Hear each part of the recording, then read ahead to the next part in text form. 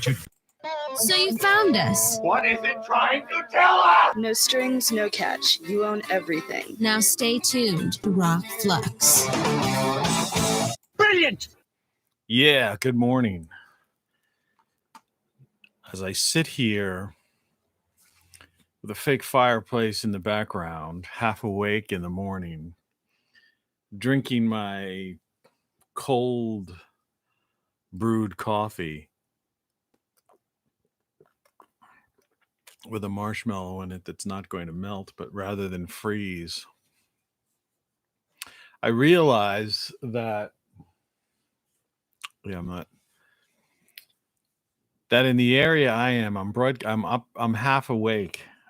I'm broadcasting early, 4:46 a.m. on the Eastern Standard Time in the former United States of America, mid-Atlantic states, and in particularly in this area. There's predicted a big windstorm to start at 6 a.m. And they're talking about expect down power lines, and all that kind of stuff. And, you think about stuff like that and how oblivious the average person is to heeding any warnings whatsoever. First of all, this little thing in the back here, that's like a weather radio. All right. Let's see if I can turn it on. You get, where is it? Wrong side. Everything's backwards. To 20 miles an hour. Gusts up to 50 miles an hour until midnight. You hear that? Gust up to 50 miles an hour. One of the weather was listening to it before, and they said even up to 60. I mean, we're talking like tropical storm weather. But you know how many people are listening to those things in my area, my neck of the woods, as I say? Very few people. And I wonder how much attention the local news used car salesman actually gave to it. I'll tell you what, not a lot. If this is true, that should be the news 24/7. Right? 24/7. Because that would mean, hey, you're about to lose your power. This could be, this is a major thing. Of course, I'm not watching TV, but I could tell you from experience. Good morning. Good morning. I'm trying to wake up. I'm sorry. I'm half awake. I got up at 3 a.m. today. More or less, I probably got the proper amount of sleep. Which is the thing, is like I really shouldn't be tired, but it's like one of those things where maybe I almost needed to sleep for another hour or something along those lines. I don't know. Couple of things from yesterday's show. One, when I played the helicopter, all right, followed by Good morning, Vietnam! I mistakenly said, was referring to the weather instead of the traffic, because that was that whole idea scene where he was pounding his chest in that movie. I also, in watching the playback, noticed that I referred to Florida instead of Texas when I was talking about the polar vortex of several weeks ago. And there may have been one other. I think those were the only two. But for those new to the show, I always say this to get the show kicked off, and until I actually wake up. I don't know if you can see that marshmallow bunny on the top of this thing. There it is. See it? You can barely see it. See that on the morning show mug.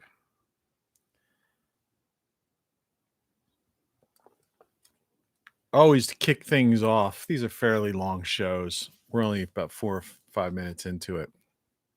I usually try to deal with the things that I may or may not have messed up the previous day, or the various omissions. We also were supposed to get rain today, and I did hear some dripping above my bedroom because I do have a leak, but I have it pretty well covered, I think. But we certainly didn't get anything like that. So that's just one of those other, crazy things. Let's get this show on the road. Yeah, let's get this show on the road. Ye old fireplace. Above it, everything you know is wrong. The t-shirt behind me. See if we can get out of the way. You don't know what you don't know. The most comfortable t-shirt in the world. And way back there, great solar stuff. Somewhere over here, which seems to have vanished from view. Maybe we can see. Remember, everything's backwards. So when I reach back like this, oh, there it is. I don't. My latest book, Codex, for those watching this later on some other format. Very few people watch on this format.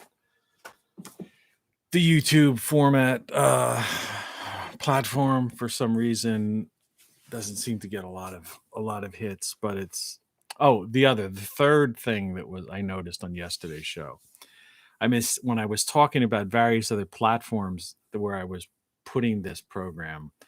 I repeated YouTube twice instead of saying that I also, at the end of the show, also place this on Facebook. So if you're watching this on Facebook, welcome.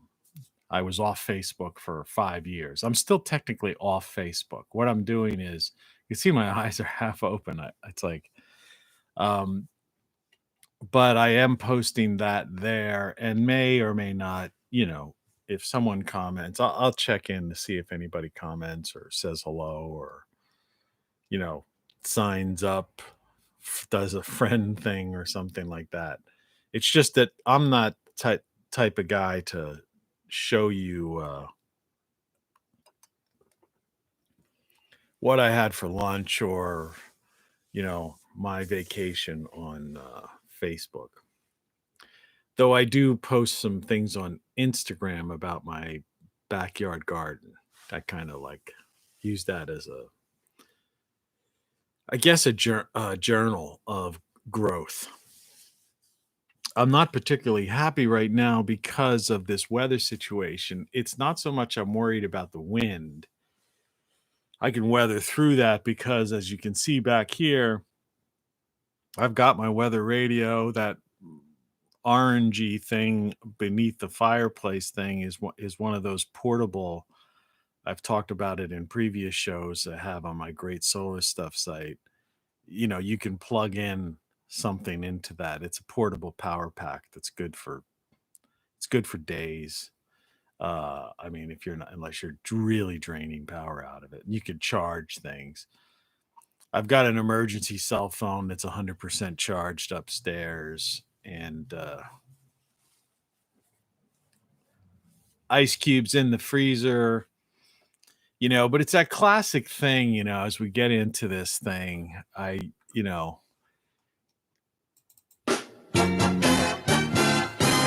we begin the show, it's like when people, I would imagine that and it's a big if, because I don't, like I said, I refuse to watch the local news. They're just selling used cars.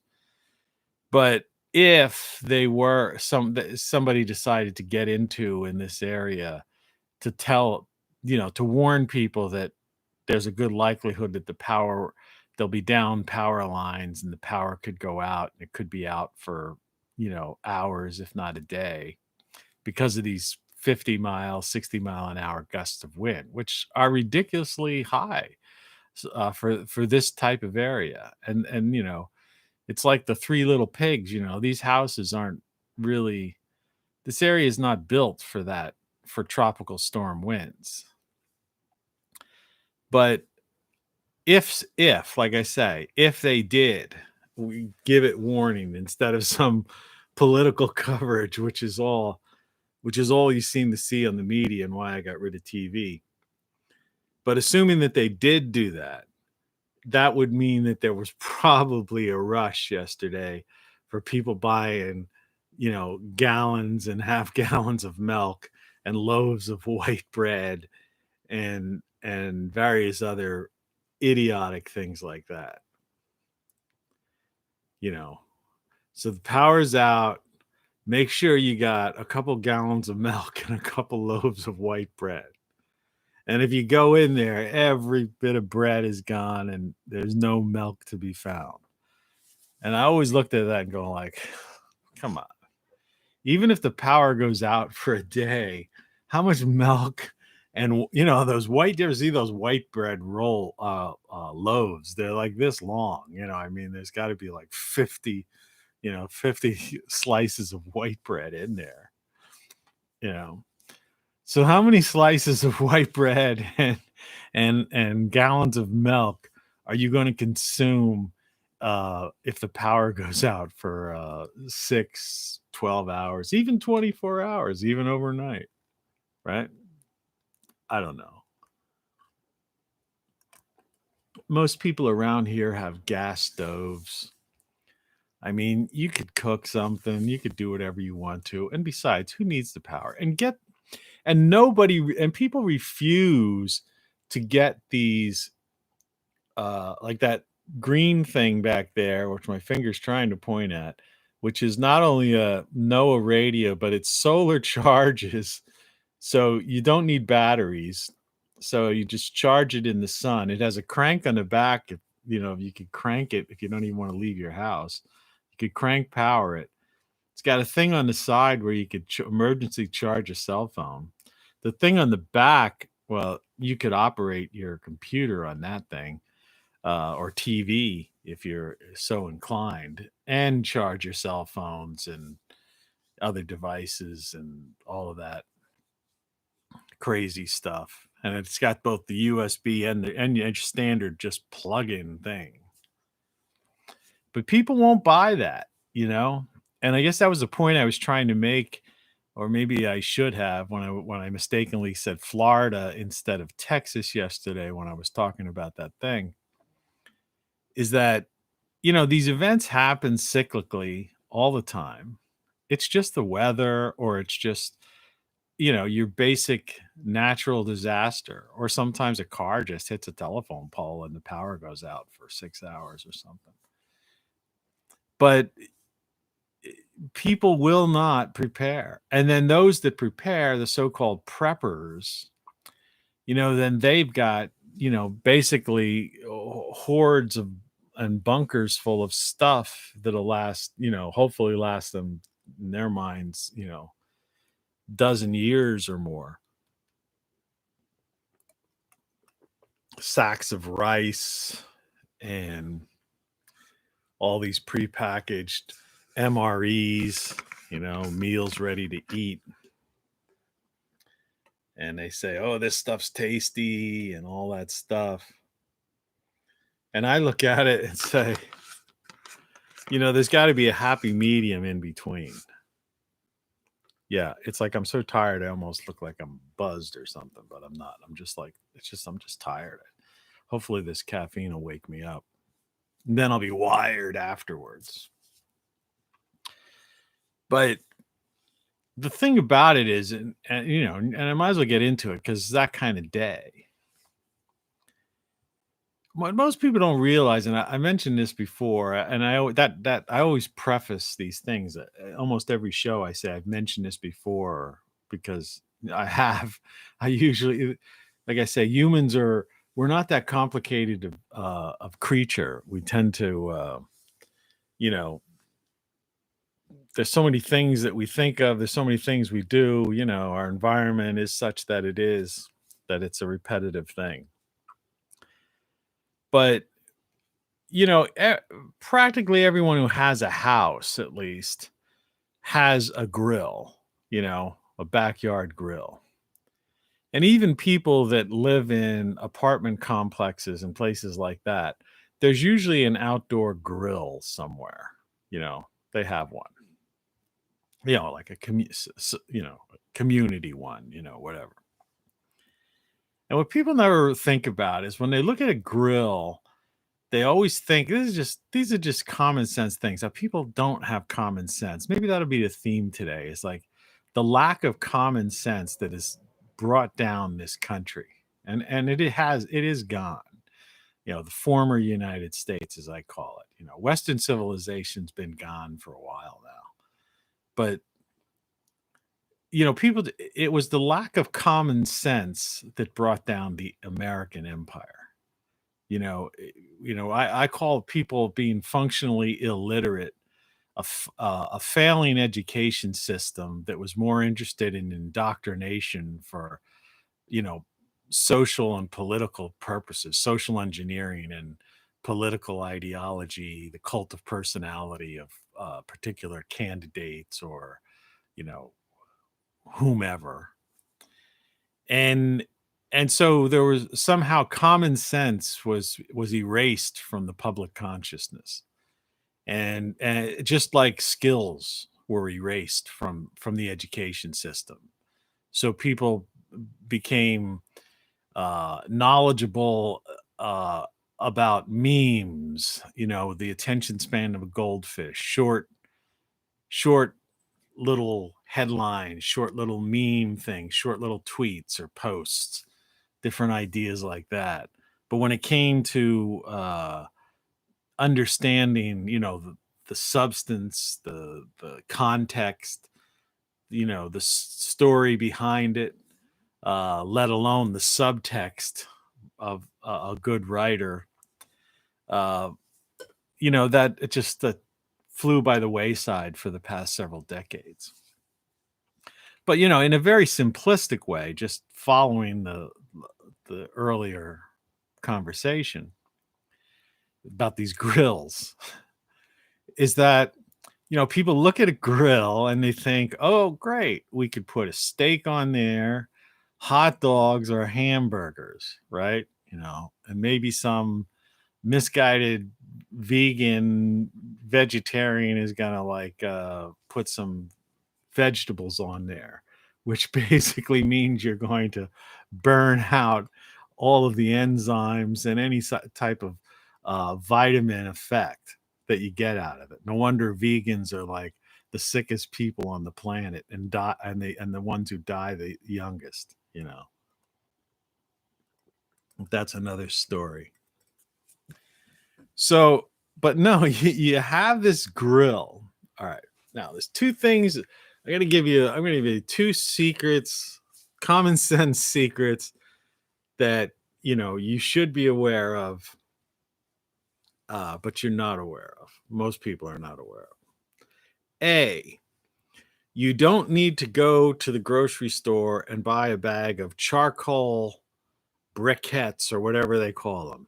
Bag of charcoal, squares, cubes, whatever.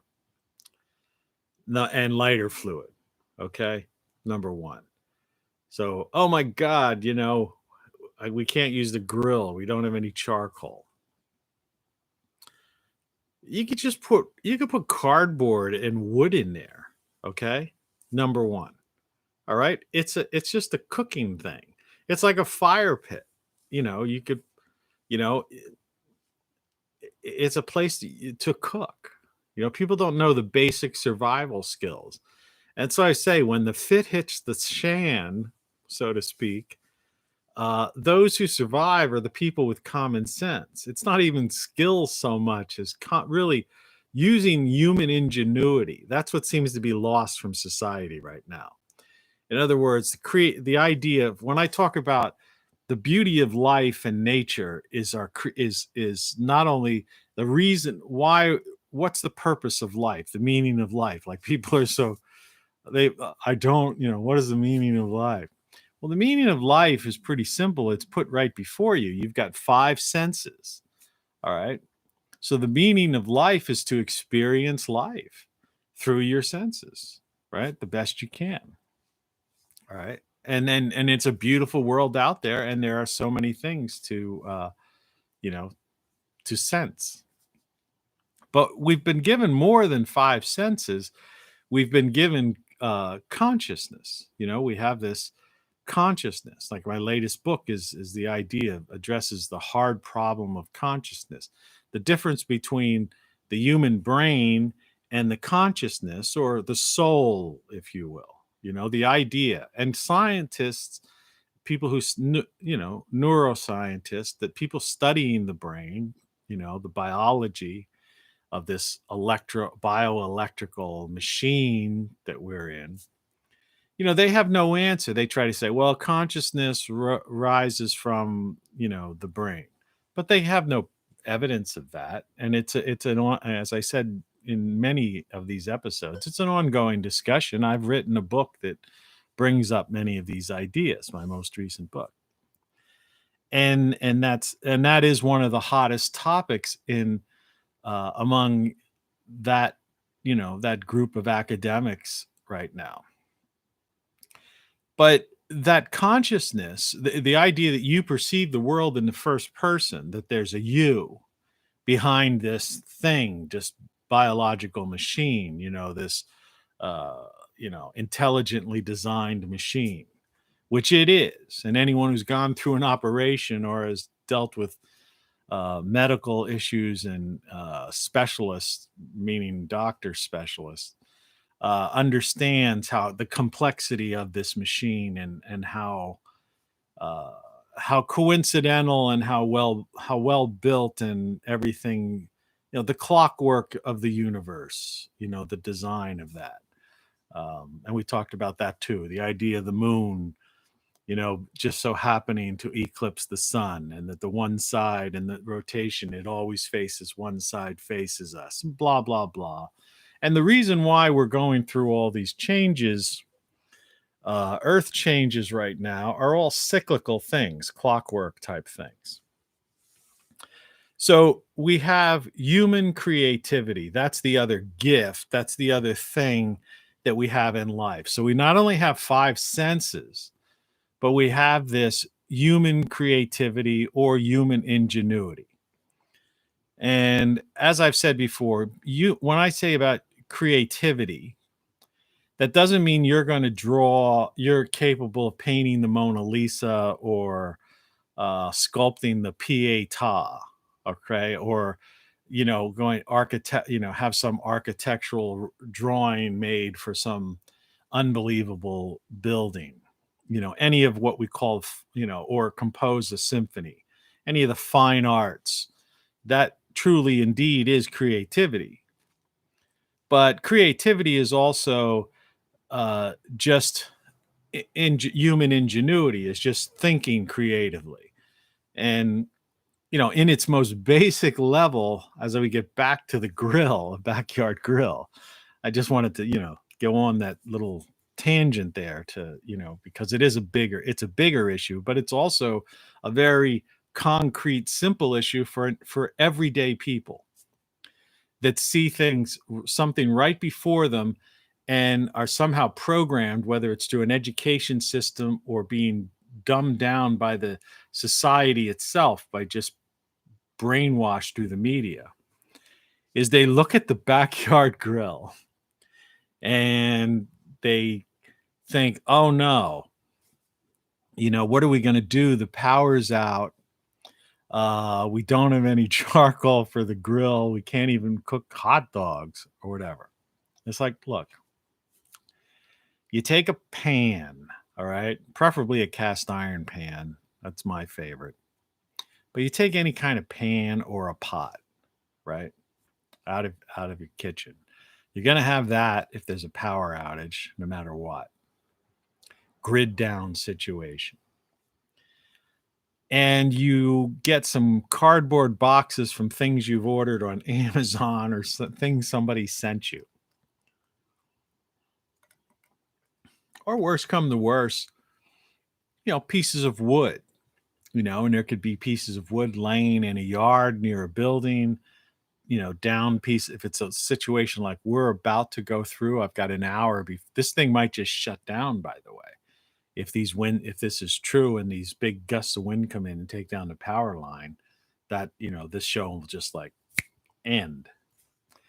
But it's a live broadcast, so it's apparently being recorded. And I'm not sure if it just gets shut off, if what is up so far will stay up, or if just you happen to be the fortunate people to be able to watch this. It's like my St. Patrick's Day show, which is no longer exists.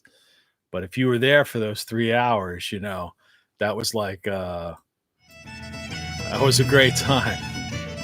But the last hour they cut us out because I was playing the Pogues and Van Morrison and, the Dubliners and all that stuff. And they gave us the old copyright, thing. But just to get back to the grill. So you could put anything you want to in there. You put some cardboard from an Amazon box.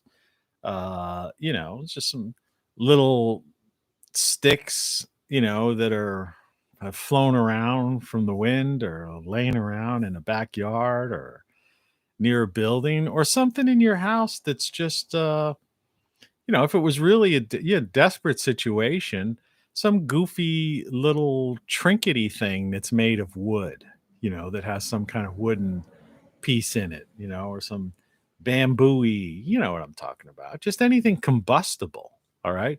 More so than just plain paper. Though plain paper was a great way to get the thing started. So you grab some cardboard, maybe some sticks, some pieces of, scrap wood or whatever's laying around. You crumble up a piece of paper, and I'm assuming everyone's got a pack of matches or a lighter somewhere in their house. And if you don't, it's one of those basic things that you really should do. Like, for example, just a quick aside, my power went out. I don't know, the last time the power went out here wasn't too long ago, but I have a gas stove. But the newer gas stove, it's that, you turn that thing and it's like click, click, click, click, click. In fact, it never even starts up right away, and you got to mess with it a little bit. But it's got an electric starter, click, click, click. You know what I'm talking about if you have a gas stove. A newer one, a so-called newer one. And believe me, it's not a high-end one. Maybe that's why there's so many clicks and it takes a while. But the power was out, so that click, click, click didn't even happen because that's an electric starter. So I just looked at it and I used my human ingenuity, and I'm going, well, I turned the thing, I heard shh, so I know there's gas there. So I just turned the gas on and lit a match, and I made myself a soup, on my gas stove with the power out. And, I didn't have to resort to what I'm about to finish, this rather lengthy common sense example. So you find that grill that you have in your backyard or in the building you're in. There's a grill somewhere outside and no one else is thinking about using it. So you just gather some cardboard and scraps of wood and crumbled up piece of paper and your handy lighter. And you light a fire in it. You take down a pot or a pan or both with you. And, it's not, forget the top part of it, as if you're cooking a hamburger, hot dog, or a steak. You could boil water, make some soup in a pot, or you could put anything you want to. You can fry bacon and eggs, or make yourself a grilled cheese sandwich in a pan on a grill, on an outdoor grill. You see? It's common sense. It's human ingenuity. And that's why when times, when hardships occur, when these natural disasters occur, you've got the majority of people are in a state of panic because they've been so indoctrinated not to use first of all, to really use their five senses, So they have no appreciation of the beauty of nature, no appreciation of beauty of the world. They don't they don't really see the world the way it in all its majesty, so to speak. So number one. And number two, they're not challenged. Everything is provided for them. So they never use any sort of creativity. And like I say, again, creativity isn't just for the artists, who create masterpieces. Creativity is everyday thing, is just looking at something like a grill and saying, hey, that's a stove, that's an oven. You can cook a pizza in a grill if you've got one that closes down, and you've got just a little tip. Even if you want to just do this summer, I've done this stuff. You get a cast iron pan, you want to make a pan pizza. You heard the term pan pizza. Well, you mix some flour and water and make yourself a simple dough, right? Put a little oil in it, olive oil preferably, and just mix that up into a dough. Make sure some oil on the bottom so it's not going to stick to your pan, and sprinkle on some cheese and whatever toppings you've got, and you put that in your grill and close the top, and what I would do is, before I close the top, because I would just keep the top open so that the bottom, the base of that uh, dough, pizza dough, whatever, is going to cook and brown. And then close the top and let the cheese and your toppings melt on top of it. Open it up. Whammo, it's a cast iron pan. You could just slice right in the pan. You don't even have to worry about wasting something else. And there you got a pan pizza cooked in a backyard grill. Human ingenuity, simplicity.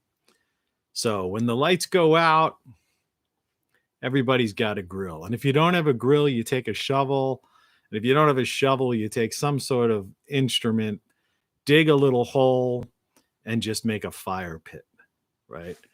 And this little thing I've got here, this fireplace thing going, you basically could set a pot right on top of, flatten it out, and you could set a pot or a pan right on top of that flame, and you could cook yourself a meal. That's how they did it before. They did it for thousands and thousands of years. Human ingenuity. The only thing, it's like these, so that's that. I think you got the point. I'm not going to belabor that point. But one of the other things that's on that thing is that people, what he went forward to another time, 1,000 years from now. And so people who did go forward 1,000 years from 1,000 years ago, you watch these people that are, and maybe you don't, but you're aware of it, or I'm aware of it, but I'm going to talk about it anyway. Are these people? There's a movement of homesteaders, type of people moving out of the cities. So just adjusting my headphones. I prefer not to wear headphones, but because it's kind of a weird getup, that you have on, but that's just vanity. But the way I've got my system set up right now, in order for me, if I'm going to, play birds chirping or whatever I do over here, or the Three Stooges. Hello. Hello. Hello. Hello. Hello. Didn't mean to repeat it. That comes through my headphones here. Otherwise, I wouldn't hear it, because there would be feedback if I were just talking through the computer's thing. So in effect, I'm using a microphone, which it's I think you can see it now when I hold my hand here. See the microphone there right there. If that microphone gets too close to me, you get sometimes a clicking sound. So anyway, that's why I have headphones on, for people who are curious about the getup. And that's the original Mac computer back there, that little square thing. that thing cost, I think that cost almost close to $2,000 when it was new, which is interesting. And it's funny, the getup that I'm using right now, the monitor and this thing, which I had bought, which is old now, it's almost 10 years old, that was about $2,000. And the time span between those things was about 20 years. So the basic price of a computer didn't go down. I mean, unless you get junk. So now I'm not going to buy another computer. I'm using an older computer. When this thing goes, that's it. I don't think they're worth it. The price of things should have gone down. It's like cars. The price of cars went up. The price of we're dealing with this like hyperinflation now, but people are in denial of it. Right. But everything's gone up in price. Of course, the reason I moved here is because that's why I moved to there's a road rally going on outside my street right now. It's the Friday. That's right. It's Friday. Happy Friday. So Mondays and Fridays, there always seems to be a road rally. I can't figure that out. Monday, I could understand. I figure people are like, partied the weekend and are get late for work. But Friday morning, there's also this thing, and I don't get that unless they want to get in early so they could get out late, get out early. I don't know, something like that. Anyway, so I lost my train of thought where I was going with this whole thing. Where was I going with this? I mean, we're coming up to the lawnmower season, which I used to really, I'm so against lawnmowers, and lawns particular.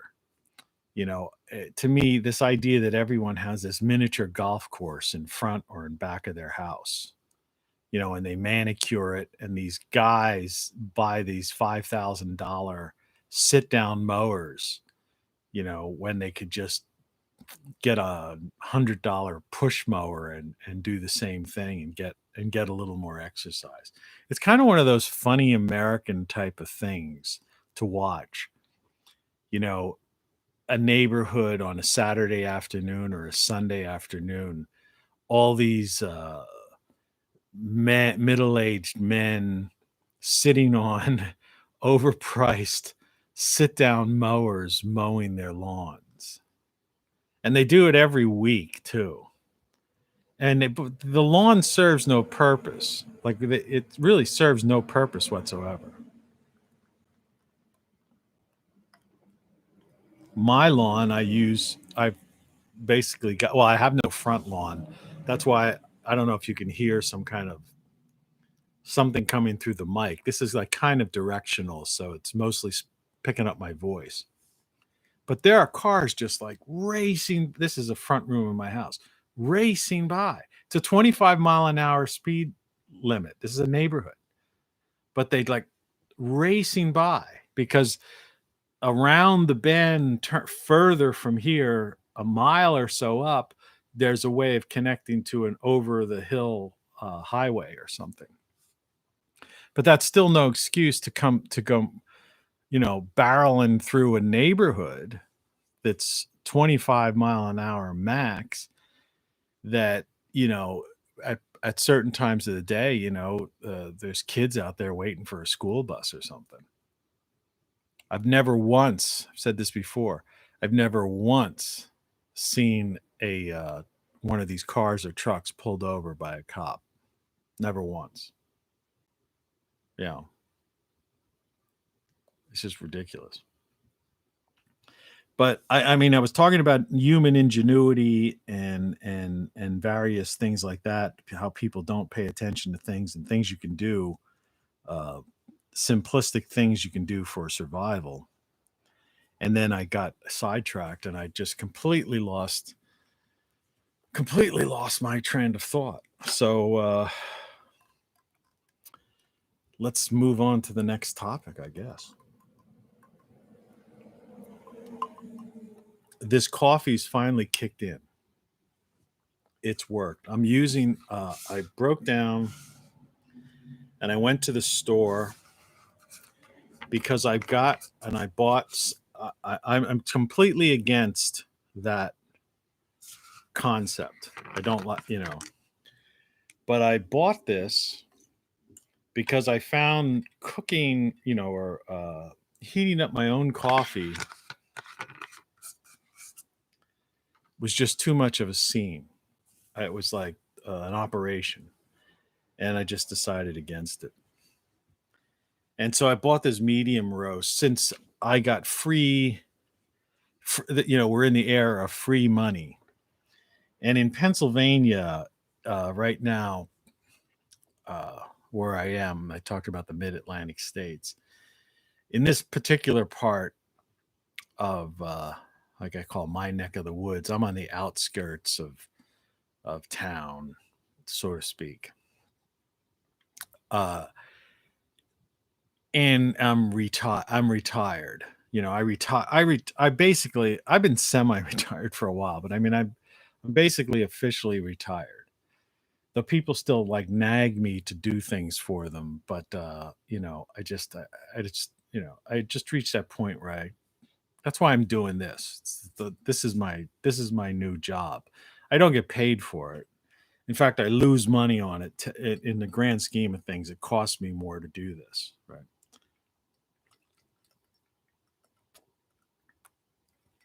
I was trying to grab the marshmallow I put in top of that out of there, but with little success. But they have a thing going on in Pennsylvania right now. The handkerchief. Tribute to Louis Armstrong. And where if you get yourself, I tell people this all the time. This is good as topic as any to get into. If you scale down your cost of living, the problem most people have in life is that they're either financially underwater in some way, shape, they're house poor, their cost of living is just extremely too high. Now, that's not to say that every instance it's a person's fault. It's not their fault, I mean, somebody has a couple of kids, they're stuck in a situation. There's, stuck in a job situation because they've got, you get trapped in life. I mean, that's a big problem with the way our society's structured today. There's a lot of people are just trapped. They're, like I said, yesterday's show was about the idea that we're the powers that be, the corporatocracy, the people that pull the strings, the puppeteers, that we're just cattle on a tax farm or a consumer farm. And yesterday's theme was that what happens when the farmers, so to speak, or the ranchers, whatever you want to call them, just decide to leave, then what? Which is like my other shirt I have, then what, which is somewhere around here. I think that's here.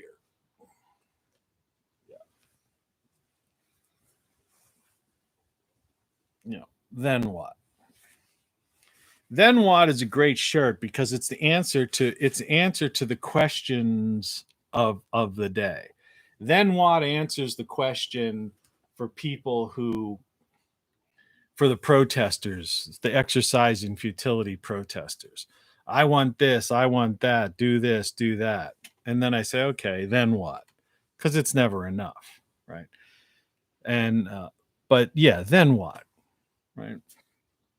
For people who don't utilize their human ingenuity, the gifts they're given, the creativity that they have,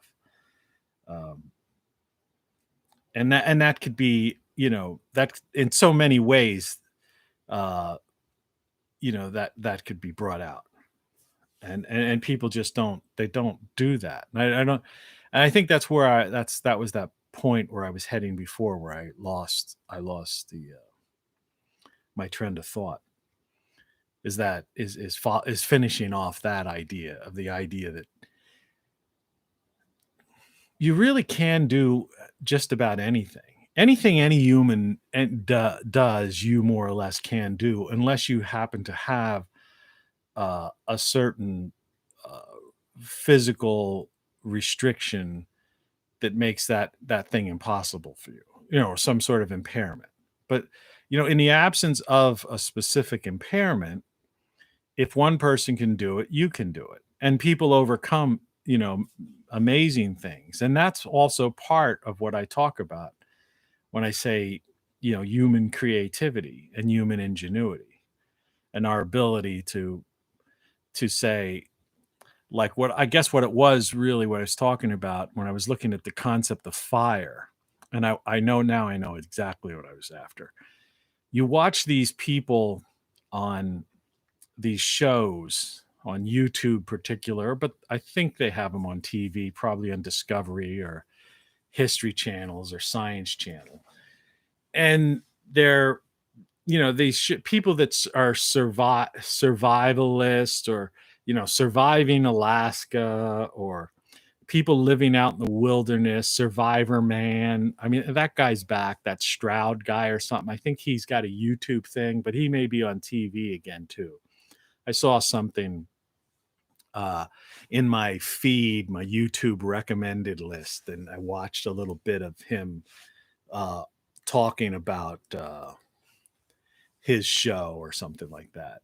And the guy gets like, and I'll get like 2 views or 10 views on something, and this guy's got like 347,000 views, and he's not imparting nearly as much information as I am. And everything they do is so scripted and rehearsed that it's insane. But be that as it may, that's just the way it is. That's showbiz.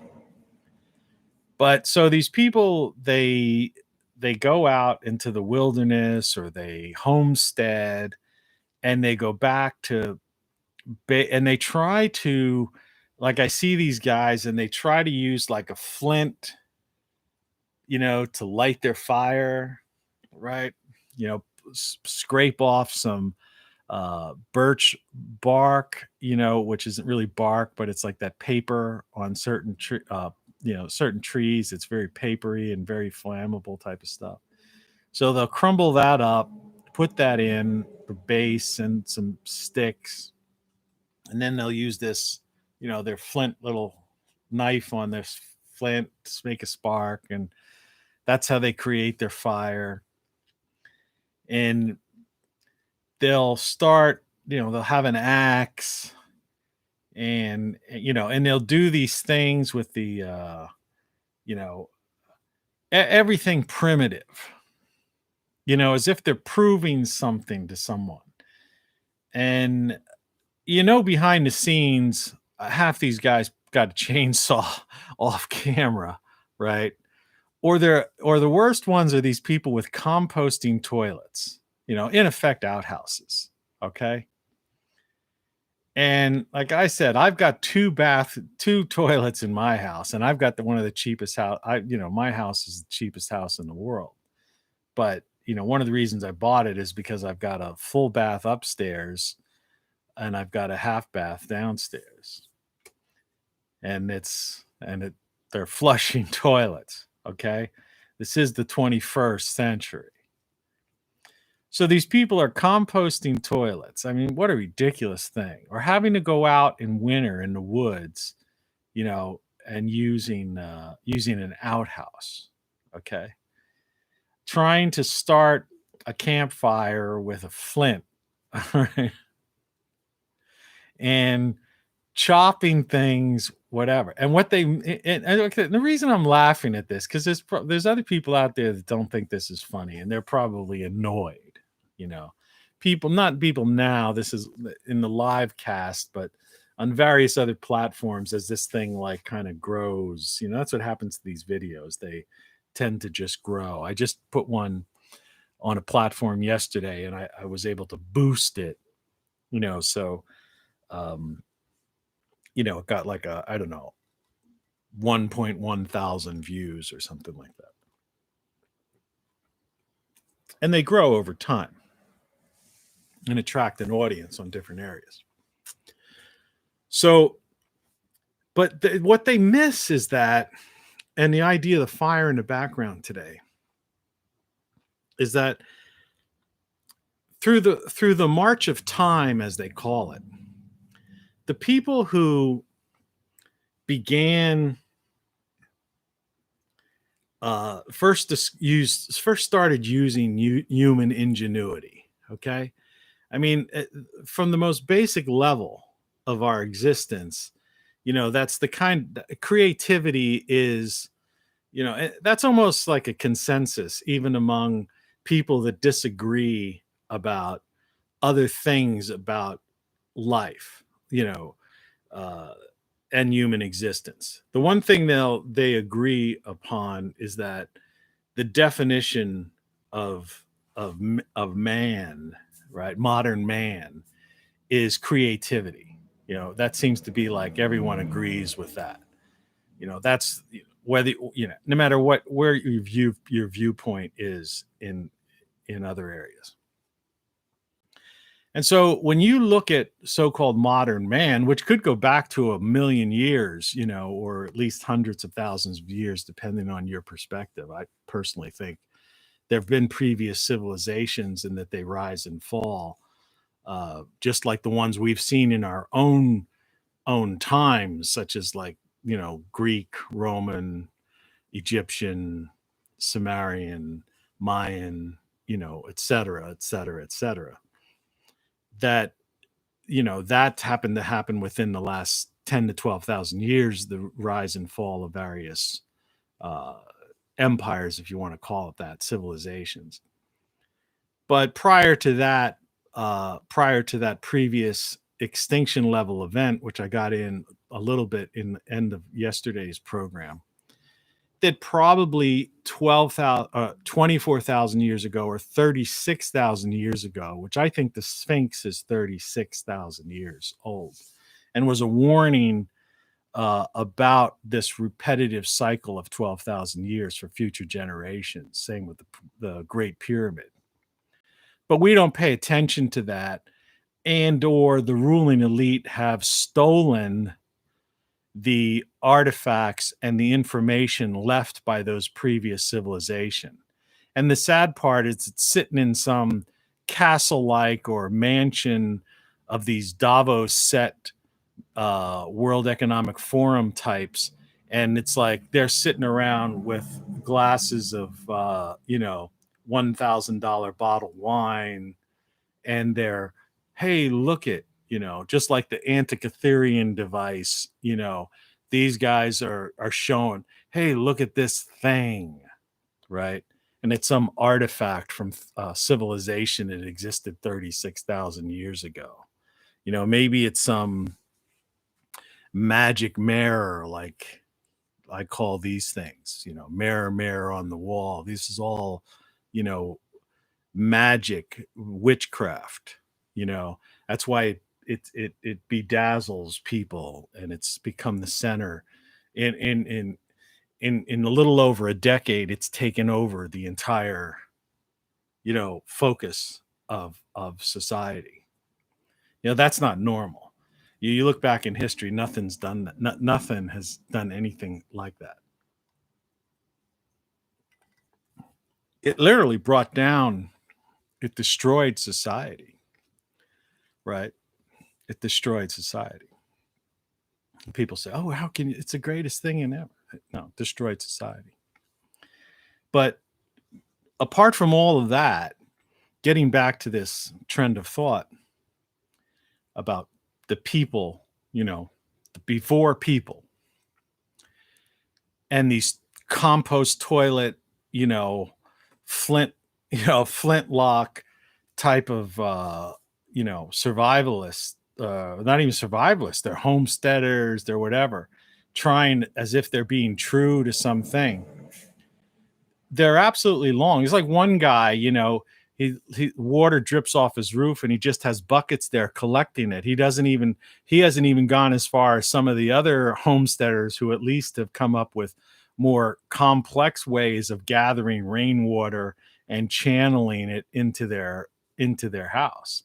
This guy just has buckets and pours it out. I don't know what kind of game that guy's playing. I mean, some of these people, they're beyond, you can't laugh at them. They're disgusting, because they're influencing other people to do it, right? And what they don't understand about pioneers, like early pioneers, because that's part of their idea. They're trying to, like, we're going to live the way the early pioneers lived, or way people lived. What they don't understand about pioneers is what I was talking about, is human creativity and human ingenuity. If you had a pioneer living, so many centuries ago, say, for example, in a certain area, and they had the chance to use a Bic lighter as opposed to a flintlock, they'd use the Bic lighter, right? If they had a chance of having a flush toilet as opposed to a composting toilet, they'd use a flush toilet. That's how we invented the toilet, and that whole system. In other words, over time, the idea is not, this de-evolution that's going on, and it's certainly not just in that, niche group of loons, okay, because they are loons, all right. But it's going on even in modern society. If you just look around, their minds are, it's just seemed people have de-evolved from the, it's like the whole idea of Devo, that band from the 80s.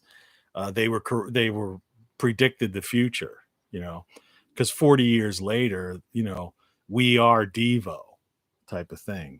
We've de-evolved. People don't know how to fix things. This technology isn't as good as it was in the 90s. Certain things are good, but most things are not, right? I'm sitting here on the verge of that. Within 15 minutes, as the clock ticks by, some gust of wind could come down, knock down a power line, and I'll be out of power for 24 hours. Because the linemen and the people that are in charge of fixing that stuff, they don't even know what the heck they're doing now, because there's not enough young people coming up, and the old guys are retiring. So you can't find tradesmen, right? Nobody wants to do it. Nobody wants to work, right? And these people coming up over the border, they have no skills in high tension wires and, anything like that. It would take them years to be, trained, mentored, whatever. There's nobody teaching people to do that. It's like I said yesterday about the Sioux. They've dug up the sewer system in my town and many towns across America, because our infrastructure is like hundreds of years of old. It's like a lot of these pipes were put underground in the late 1800s. And so you got gas lines, sewer lines, water lines, and those things are all just rotting away. One plumber one time at a building I was at, not this one, where I was having something, I had a problem, and they had to put one of these snakes down. They call it a snake, when they go down through the pipes to find where there's a problem. And it has a camera on the tip of it too. And it got to a certain point, way through there. And they called it was bellied. And so what happens is the pipe should have been like this, but they reached a point where the water was just pooling. But they say it's bellied there because it's still immersed under the ground and caught. So the pipe's still working, but it's a problem. And those are problems where things can actually get clogged up and be an issue. Sometimes it's not, and people don't discover that for the longest time, but eventually it's going to be a problem. But these were old timers who were doing that. And it's like you just can't find, a younger person that wants to trade in the plumbing trade, construction trade, electricians, the specialty roof. Forget about it. I got a roof problem. I can't find somebody to just patch my roof. The only thing you could do is hire a contractor that wants to put a $12,000 roof on. They don't want to talk about patching it. No, we could put a metal. You got a choice of a metal roof, or we could put a shingle roof on there if you wanted to. It costs you $10,000 for that. It costs you $12,000 for the metal roof. I'm like, I don't want either. There's a leaky spot in one area. I just want you to go up there, take some tar and a couple of shingles, slap down some tar, nail down the shingles, and slap a little tar over top of them just to give it the old double effect. The summer comes, heats that darn thing down, melts that tile in there, and I'll be good for another 5 years or so. And then 5 years from now, I'll have some other dude do it. I'll give you $300. Go ahead up there. I'd go up myself, except it's too high on the ladder for me. It's like almost 4 stories up the way my roof is. And I don't have a ladder that goes up 4 stories. And B, I'm not a roofer in that sense that I would even know how, to safely, I'd end up killing myself, right? If it was a 2-story house, I would have fixed it, 2 summers ago. But if 4 stories up on a roof that's got a pitch like that, it's just I don't have the proper way of doing. I just can't do it. But a roofer, there used to be guys, they call them roofers. When I was a kid, you used to smell this smell. The chair sliding down on me. And it was always these they had this thing, heated tar. There was always somebody having a roof, patched. And there'd be this truck would pull up and they'd have this heated thing of tar. You'd smell the tar in the neighborhood for a few hours while they were doing it. And all they were doing was going up there with some kind of brushes and brushing on some tar, rip off some old shingles, put some new shingles down, hot tar, nail them down, and then maybe put some hot tar over top of it to waterproof it. And then some of those instances, that stuff lasted 10 years, 12 years. It's crazy. People don't know how to do anything like that. But getting back to what I was trying to say about these pioneers and the old, the before people, they wouldn't be, the reason we have a modern civilization today is because through what I call the march of time, all right, people advanced. They used human ingenuity. They said, hey, there's water coming off of that roof. Let's put a gutter system along there and collect it into this rain barrel. Okay, that's what you do. And then that rain barrel has, 45 gallons of water in it. And let's take, a hose or some, whatever you had, the technology of the time. All right. And let's channel that barrel into the cabin, into the sink, and we'll have running water there. Right. And let's create, this, that, the other. And so these people that are living like primitives, what are they trying to prove? But here's the kicker. I always say there's always a kicker to it. So these people are on YouTube and they start out and they do this and they've got these composting toilets and they pretend, blah, blah, blah. And unlike me, I'm demonetized. In other words, if you saw a commercial on this somehow, I didn't make any money on it because this is demonetized. They won't give me commercials. All right.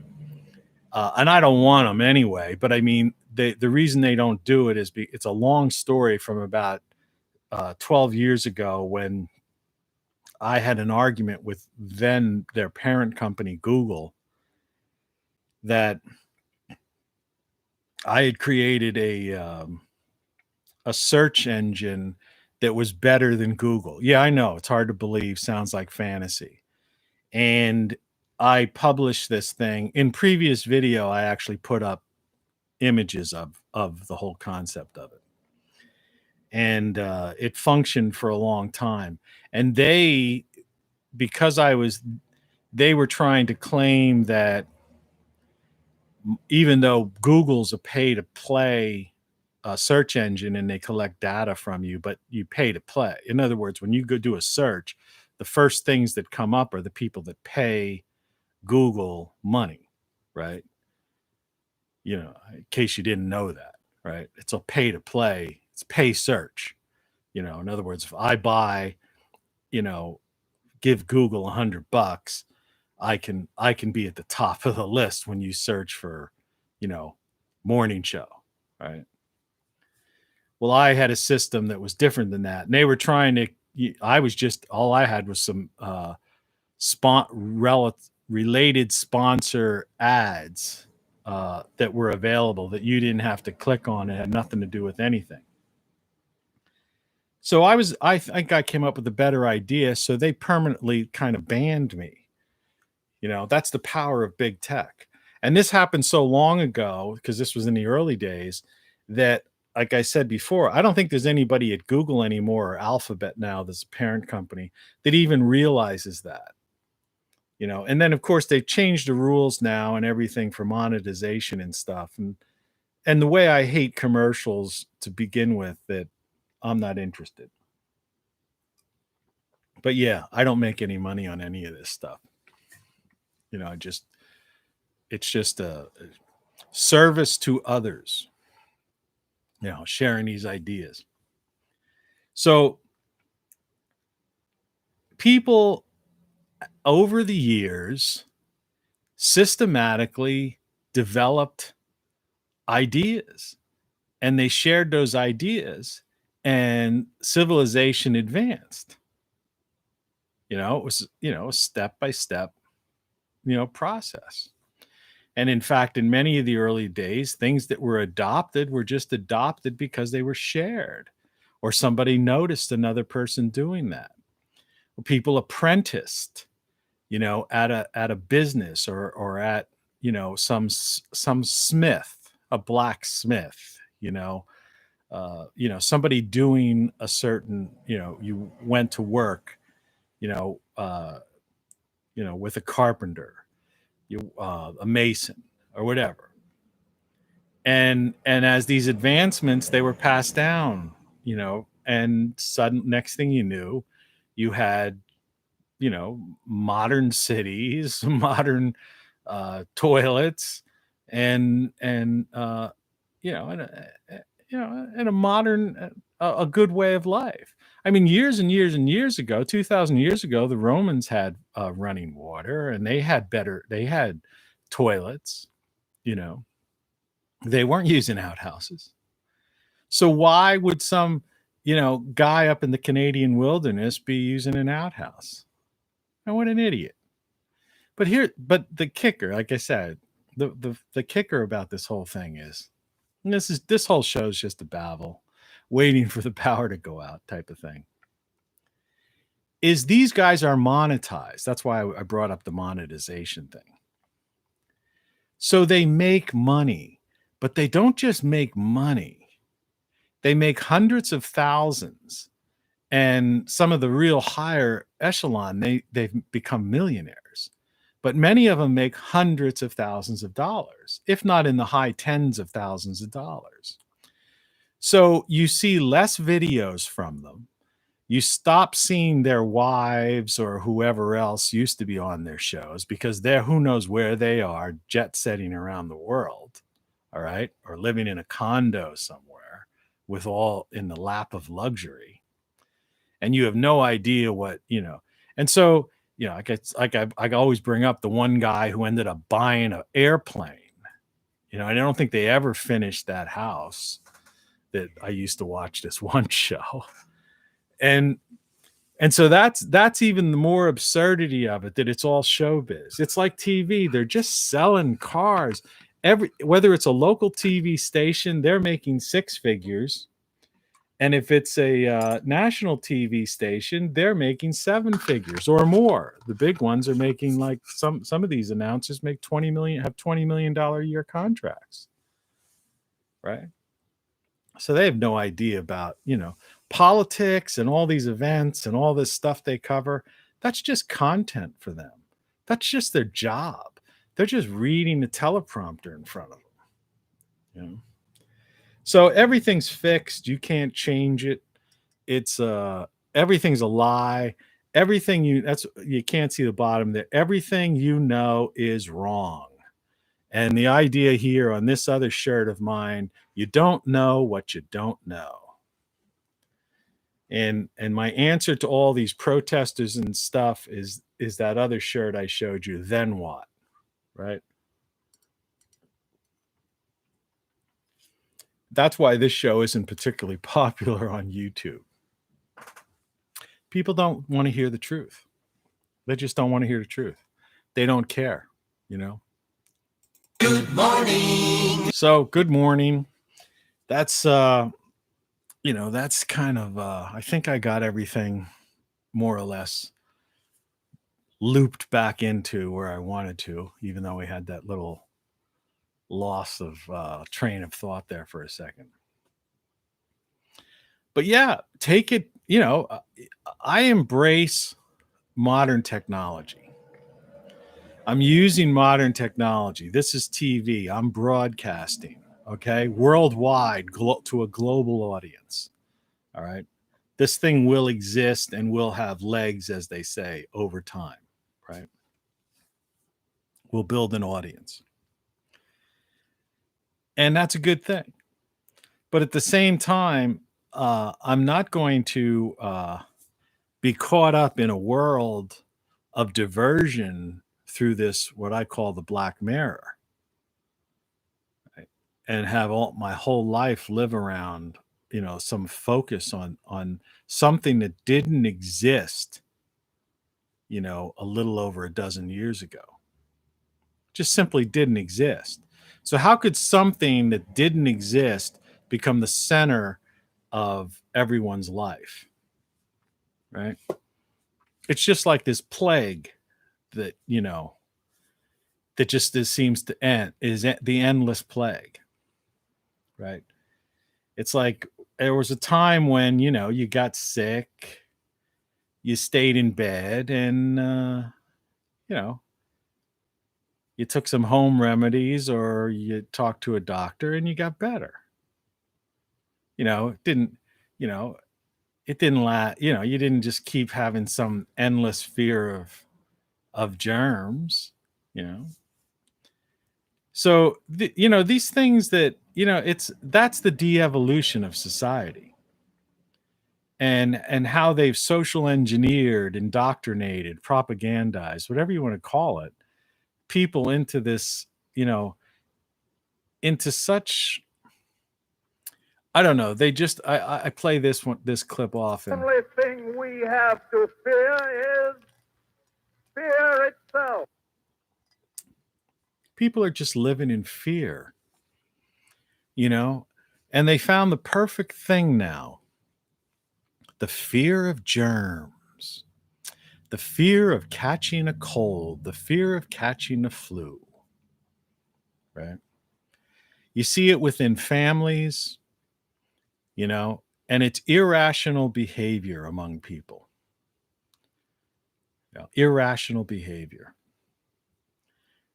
And there's just, it's like, and everybody, and complete conflicting reports. I've seen, you get certain reports from, the World Health Organization and the CDC, and then your local doctor, your family physician, right? And then people writing, in medical journals and reports and studies, that have gone, studies of people that include like upwards of 30,000 participants. And you look at these results and stuff, and everybody seems to be in conflict with one another. But the only thing that is certain, I was watching somebody yesterday, a doctor, a well-respected individual, who was explaining the numbers behind this, that apparently the testing industry, right? This guy calls it the medical industrial complex. Most people just call it big pharma. But now that in the past year, they've made, because the government is funding all this, throwing these, like I say, there's the big transfer of wealth going on now. Trillions and trillions of dollars are going into the corporatocracy, the puppeteers up top. That it's something like $9 billion industry is just the testing alone, which is like more than like Boeing made, type of thing. I mean, $9 billion industry, right? And so that's insanity. And once you have that kind of money, like these guys were trying to explain, is that becomes lobby power. So that's how they are the puppeteers that control, write the laws and make things worse, because they apply pressure, financial, political campaign donations, financial pressure on, bureaucrats, junkets, all these things, the way the society's really run. It's a corporatocracy. It's not a government, of the people, for the people, by the people, any of that nonsense. That stuff that ended a long time ago. And so this has become an industry, and that's why it just keeps going on, right? We thought this, was 2 weeks to flatten the curve over a year ago, right? And then we need to do it another month or 45 days, and then that'll be over. And people kept wondering, well, why, when I started to see them putting metal signs up, because I'm from understanding printing and the cost of that stuff, metal signs. And going in supermarkets and seeing these elaborate decal things on the floor where they made the stores look like game boards, right? Human game, human player, humans are the player pieces, stand here, stand here. I knew that the corporatocracy had taken control of this thing, and that this thing wasn't going to ever end. So they've got, and then they've come out with it and said, well, we probably will need to do this every flu season. So even if those, and believe me, there are literally thousands of medical professionals that are trying to get their voice out about the absurdity of this and the unreasonableness about this.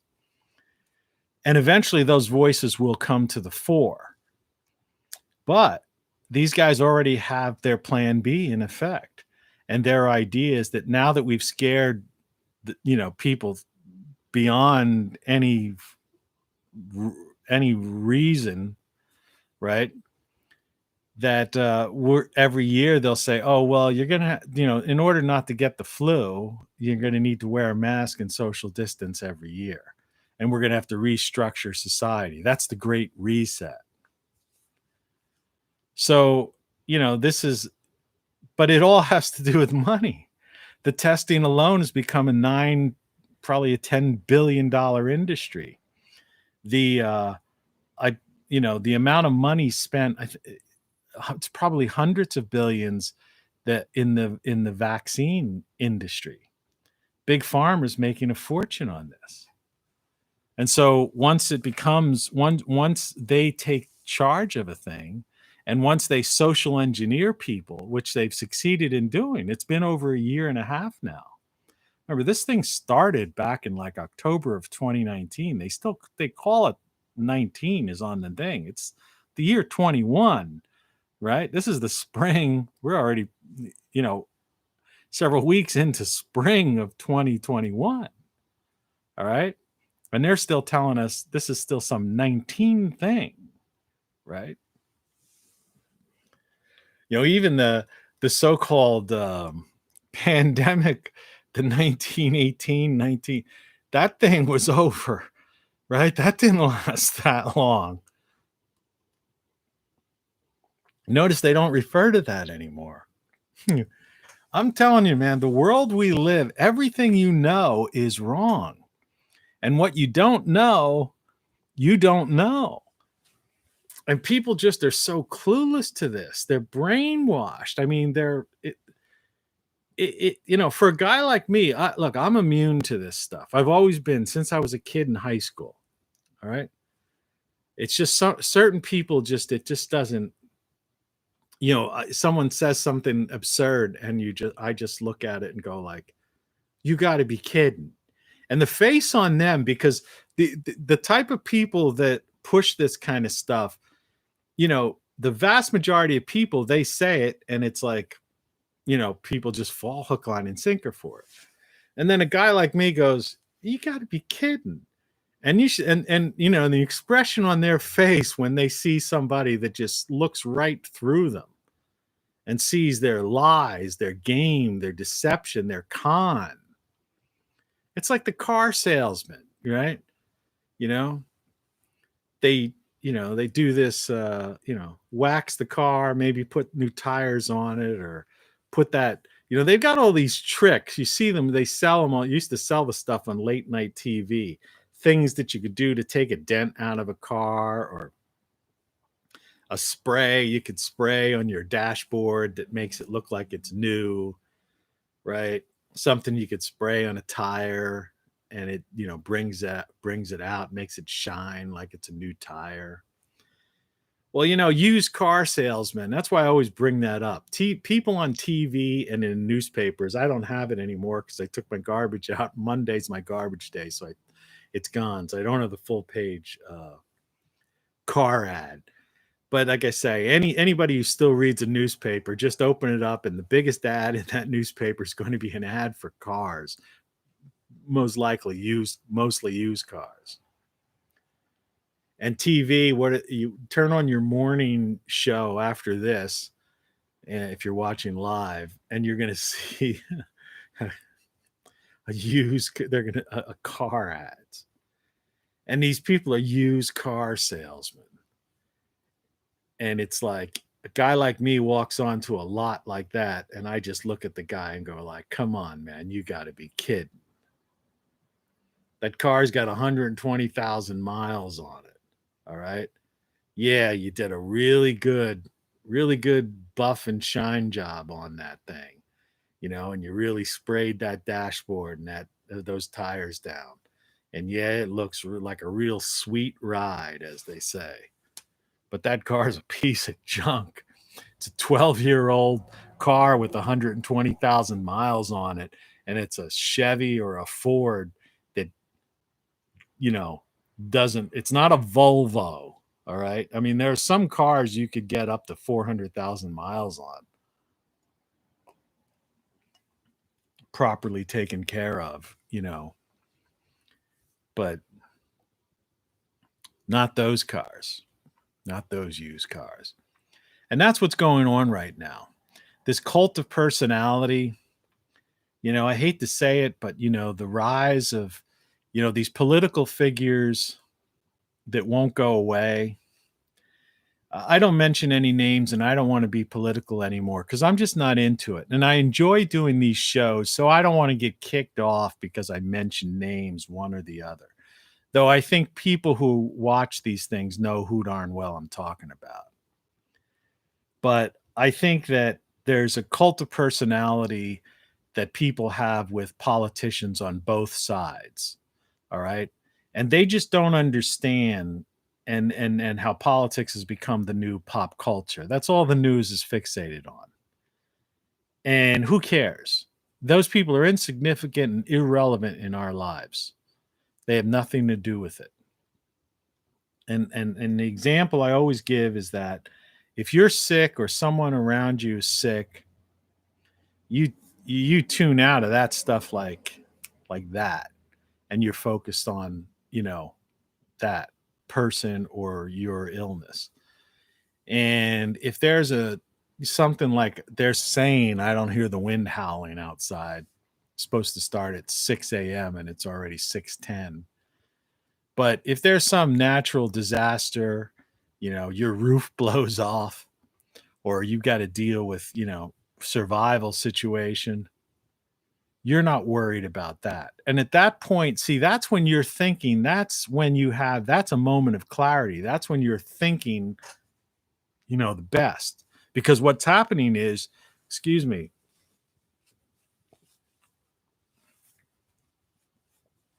sorry about that, live TV. That's when your body kicks in, your brain, you're really thinking. And the diversions suddenly fall to where they should be as these secondary, tertiary, or meaningless things. And so right now, everyone, they binge watching news junkies caught up in some kind of political, ideological battle as if it's important, or this fear of germs. It's like, look, yeah, wash your hands. Who didn't? Blow your nose like I just did. Okay. You go outside, blow your nose. If you're sick, don't go outside. I was taught that from when I was a kid. When you were sick, you stayed home from school, right? They put a thermometer in your mouth if you had a fever, right? Your mother said, hey, you got a fever. You're staying home today, right? You stayed in bed to put the covers on. You didn't want to be in bed, but you had to. And you ended up falling asleep or whatever, and you got better. And if you didn't get better, the doctor gave you some kind of thing, And yeah, you go to the restroom, you wash your hands. You go work out in the garden, you wash your hands. You touch strange things, out in the world. You come back from a store, you wash your hands and blow your nose. It's human nature. It's the whole idea why you have hair follicles in your nose and stuff to trap germs and stuff. People just don't understand. It's like, it's crazy how they manipulate. And a guy like me who looks at it and just sees it, and I'm not the only one, like I said, there are thousands and thousands of doctors that are doing videos, that are writing papers, getting published, in journals about this. But the media is just like not covering it, because the media is part of the corporatocracy, and the corporatocracy is running the world right now. Their great reset, they're using this. They found the ultimate way to control the masses. Just make them afraid of an invisible boogeyman. And I look at it and it's well, at this point, I am laughing at it. I have to laugh at it, because it's, do people die from, the flu every year? Sure. Tens and tens of thousands of people, but more people die every year from heart-related diseases, cancer, and all sorts of other things. And you don't see anybody, big pharma and the medical industrial complex, the corporatocracy, putting any kind of efforts and spending $2 trillion to end cancer or end heart disease. See, they don't want to end those because they've already done what they're trying to do with this one. They've turned it into a thing that they can profit on and keep, and add a new thing to the revenue stream, right? Yeah, that's what's going on. It's like, let's get a new revenue stream. It's like, it's like the old corporate thing, you always got to increase your profits quarter over quarter, year over year, right? Until it gets to the point. And that's how you have runaway, this hyperinflation, now. Half these devices that we're using and stuff, I've seen studies. This is an old iPhone, but I have a newer one down there, but it's in a case, and I'm not going to bring it up because I've got one of those cases that has your, you could put your ATM cards and other stuff in. So I'm not going to show that online. But I have one of the older ones, which I still use to, if I go for a walk, to play music on or something. And it's just as well, because it really is a good example of the Black Mare, the old witchcraft thing. But to me, this was the worst thing that could have possibly ever happened. But the idea is that the cost to manufacture this, first of all, this particular device, especially this era device, was manufactured in China in factories where they have suicide nets, because people are basically, it's slave labor, and they were jumping off the building to commit suicide. So they put suicide nets. This is the communist Chinese. All right. And Apple became this, ridiculous corporation that's made so much, like $1 trillion corporation or something like that.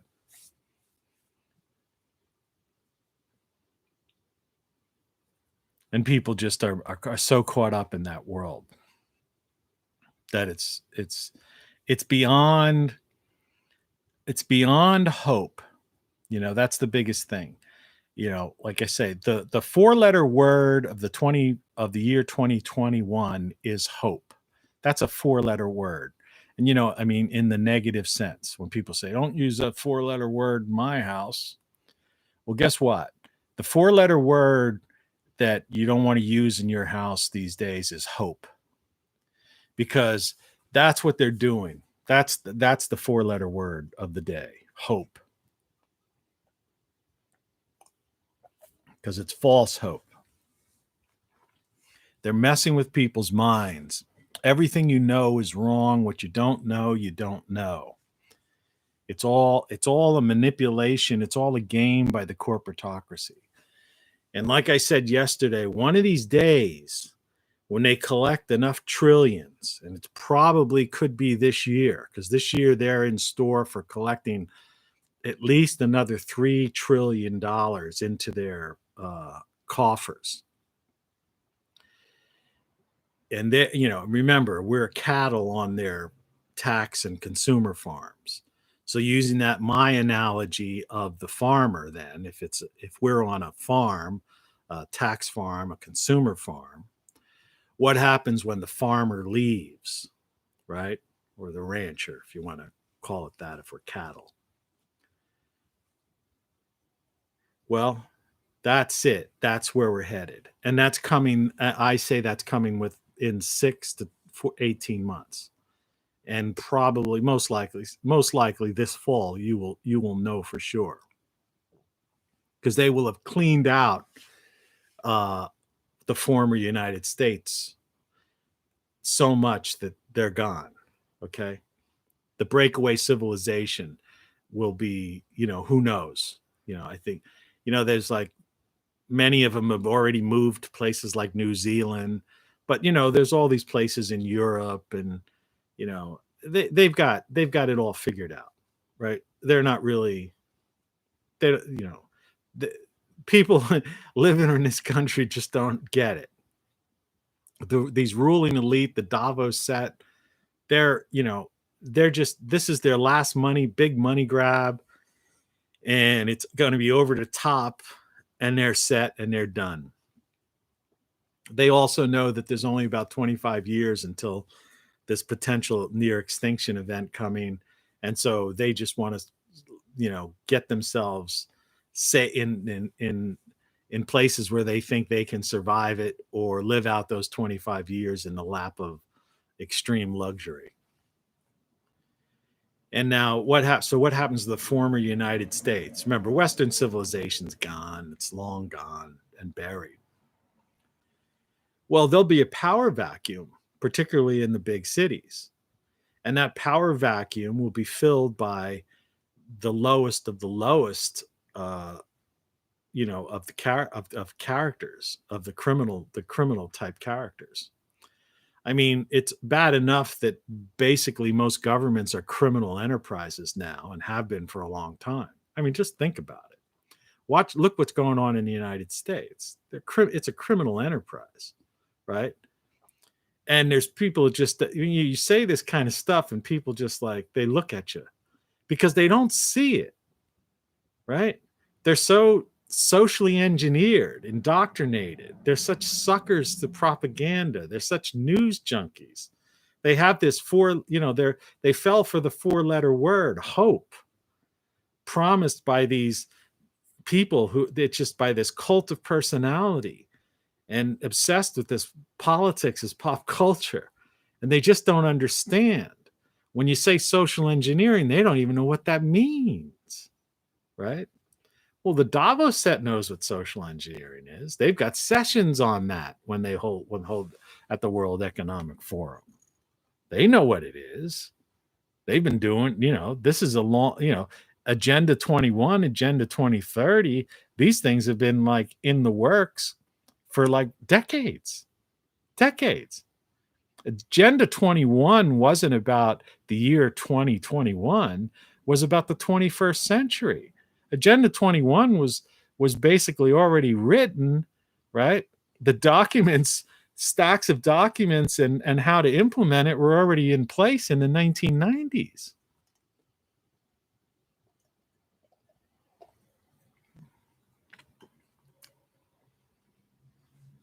It just got the marshmallow. And surprisingly, it didn't. I don't know what they put in that, but considering this was cold on ice, I half expected that marshmallow to get like hard, but it didn't. So I think I got enough for tomorrow. Get to today. Anyway, I think I made my point. Today, I'm hoping that the power doesn't go out, though I don't really care. There's a possibility I might be getting a chance to go out and buy some soil for my garden, even though it's not looking really good for the Weekend weather. The weekend weather right now. My weekend weather is looking pretty bad. Today, partly cloudy, wind, overnight 43 degrees. Saturday, it's going to be 66 and the overnight's decent temperature. But Sunday night, it goes down to 29 degrees and rain. And all next week,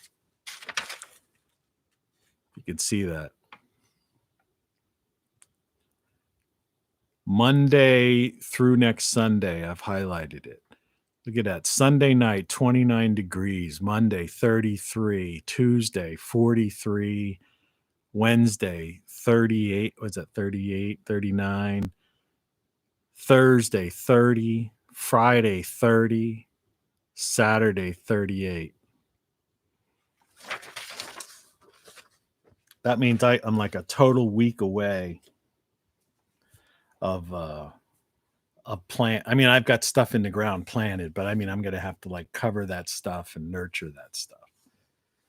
And like I say, these people that are into this global warming, climate change thing, it's like March came in like a lion. We had a few warm days and it's going out like a lion. It's not coming in like a lion, out like a lamb. And I don't think April showers are going to bring May flowers. I think they're going to bring May frost like it did last year. And how do these people live with that? This is like another one of these social engineering things like fear of the boogeyman germ. People, oh my God. And they've got these, and the poor kids scared of the climate, it's going to go 1 degree Celsius higher and we're doomed. And I'm going, have you like looked out your window? Have you turned on a weather radio? No. Have you like printed out, gone to a weather site and printed out the forecast? No. But the planet's getting warmer. Give me a break. Yeah, I don't know, but about you, and I'm sorry if today's show was a downer. I don't feel it was a downer, you know. I mean, Good morning. I think we could still have a good morning. I don't see the wind coming, so I don't know what's going on with that. You know, when I was younger, the weather was all they could at least forecast the weather the next day or the week, you know, they were always good for a couple days. That, you know, they could never like far out get it right. But, you know, 35, 40 years later, they can't even tell you what the weather's going to be the same day. So again, de-evolution. Like, who are these people? Right? You know, and they didn't even have degrees in meteorology at many places. You know, there were only a handful of places in the country where you could even get a degree in that. Like at Penn State was one of them. That's why most of the people, original people in the Weather Channel, I think, were from up there. They got AccuWeather up in that neck of the woods. But, you know, do people, what, you know, they can't even tell the weather. Like yesterday, it was supposed to rain like all day. It was, you know, but it didn't. Right? And at 6:00, we were supposed to get like these, you know, gale force winds. Now, it's not to say that they're not going to happen, but the point of the matter is, I turned the radio on when I started this show at whatever it was, 5 something, and NOAA, right, which is our government, you know, taxpayer sponsored, you know, people with the weather satellites and Doppler radar and all this other crazy stuff, you know, they have. Were telling us that, you know, this thing was going to start at like 6 a.m. That's a half hour ago. There's no howling going on. I don't know. I mean, what do you suppose? You know what I mean? What do you know, you can't believe everything. Everything, you know, you can't believe anything. Everything you know is wrong. It's insane. It's, you know, it's totally insane. So it's tough when you're a guy like me who spends time out and who grows things, you know, in a garden that, you know, that you can't rely on, you know, on these these major bureaucracies that receive a ridiculous amount of government funding, taxpayer funding, when it seems as if they were able to tell the weather better decades ago than they can now. I don't know. It's ridiculous. Okay, so that's enough insanity for one day. I will probably be around. Same time, same station. I don't know for sure if I'll do this. Depends on whether or not there's a. I'm going to up the volume on this thing. Let's see how that works. Let's try this again. Same time, same station. But yeah, I'll be here same time, same station. And right now we're broadcasting. Thanks for watching. Should be able to see this on. You may have watched this on YouTube. Obviously, that's here. Twitter, Minds, and Facebook. That was the one I forgot to mention yesterday. I repeated YouTube twice. That was another one of those brain things. So I think I covered everything I missed yesterday. I think I corrected that and had a nice little babble about the absurdity of everything that's going on right now. So with all that said, have a great day, great weekend. And I'll either talk, if I'm not talking to you this weekend, it probably means the power went out, or I'm taking a break. But I tend to do this every day. It's my thing right now. Till I could get us out into the garden and start doing some garden shows. We're going to do these fireside chats or whatever. I'll talk to you real soon. Cheers. Bye. Have a great day.